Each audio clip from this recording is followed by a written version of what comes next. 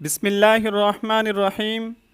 حضرت انس بن مالک رضی اللہ تعالیٰ عنہ فرماتے ہیں کہ حضرت سلمان فارسی رضی اللہ تعالیٰ عنہ حضرت عمر بن خطاب رضی اللہ تعالیٰ عنہ کے پاس تشریف لائے۔ حضرت عمر رضی اللہ تعالیٰ عنہ تکیہ پر ٹیک لگائے ہوئے تھے۔ حضرت سلمان فارسی رضی اللہ تعالیٰ عنہ کو دیکھ کر انہوں نے وہ تکیہ حضرت سلمان کے لیے رکھ دیا تو حضرت سلمان رضی اللہ تعالیٰ عنہ نے کہا، اللہ اور اس کے رسول صلی اللہ علیہ وسلم نے سچ فرمایا۔ حضرت عمر رضی اللہ تعالیٰ عنہ نے کہا، اے ابو عبداللہ، اللہ اور اس کے رسول صلی اللہ علیہ وسلم کا وہ فرمان ہمیں بھی سنائیں۔